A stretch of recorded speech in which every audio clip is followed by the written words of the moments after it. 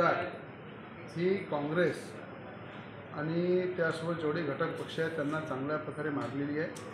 आज तुम्ही पाहिलं NDAचे बहुमत आणि प्रचंड बहुमताने मोदीजींचा चेहरा, अमित शहाजींचा चेहरा आणि आमच्या राज्याचे मुख्यमंत्री देवेंद्र फडणवीस हे सुद्धा स्टार प्रचारक होते।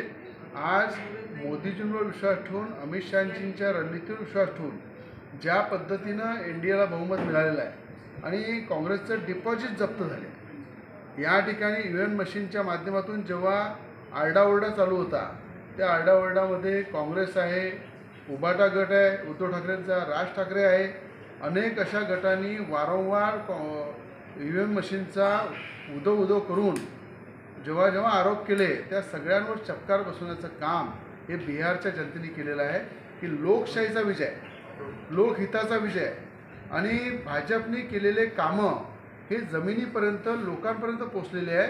त्या सगळ्या लोकांनी डोक्यावर घेऊन खऱ्या अर्थानं NDAचा विजय केलेला आहे, मोदींच्या विचाराचा विजय केलेला आहे आणि यासाठी मी मनापासून बिहारच्या जनतेचं अभिनंदन करीन। आणि आता तरी उद्धव ठाकरेंनी थोडं सुधारलं पाहिजे। आता तरी राज ठाकरे असो, उद्धव ठाकरेजी असो, शरद पवार गट असो, काँग्रेस असो, आज खऱ्या अर्थानं पूर्ण देशामध्ये हे ठरलेलं आहे की या देशाचा जर कोणी पप्पू आहे तो राहुल गांधीच आहे आणि महाराष्ट्राचा जर पप्पू आहे तो आदित्य ठाकरे आहे। अशा प्रकारचं बिहारच्या जनतेने यांना चांगल्या प्रकारे जागा दाखवली आहे। म्हणून खोटा प्रचार करून, EVM मशीनचा खोटा प्रचार करून कुठंतरी राजकीय रोट्या शेकल्या नाही पाहिजे। लोकतंत्राचा, लोकशाहीचा आदर केला पाहिजे अशी उद्धव ठाकरेंना माझी सलाह आहे। तो याचा परिणाम स्थानिक स्वराज्य संस्थांच्या निवडणुकांवर होणार का? बिहार विधानसभेचा निवडणुकीचा निकाल आज जाहीर होत आहे। एकीकडे NDA आणि महागठबंधन यांच्यात काटेकी टक्कर होणार असं वाटत होता, मात्र NDA एकतर्फा विजयी होताना दिसून येत आहे। आपल्यासोबत महायुतीचे घटक असलेले राष्ट्रवादी काँग्रेसचे ज्येष्ठ नेते तथा ऐरी विधानसभा क्षेत्राचे आमदार धर्मराव बाबा आत्राम आहेत। मला काय सांगाल, आज बिहार निवडणुकीचा निकाल जाहीर होत आहे, एकतर्फा विजय दिसून नाही, ते विजय तर निश्चितच होता।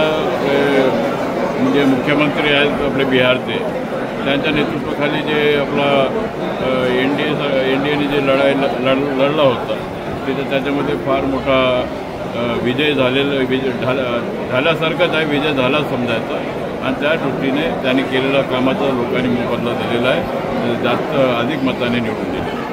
विशेष म्हणजे महाराष्ट्राचे मुख्यमंत्री त्या ठिकाणी स्टार प्रचारक होते, देवेंद्र फडणवीस यांनी चमत्कार केला असं तुम्हाला वाटतं?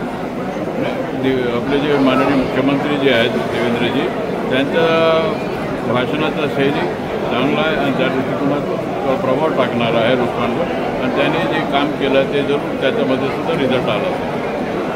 एकूणच आपण बघू शकता देवेंद्र फडणवीस यांचा चमत्कार बिहारमध्ये दिसून असल्याचे आमदार धर्मराव बाबा आत्राम यांनी सांगितले। महेश कुंडेकर, लोकशिवाय मराठी, गडचिरोली।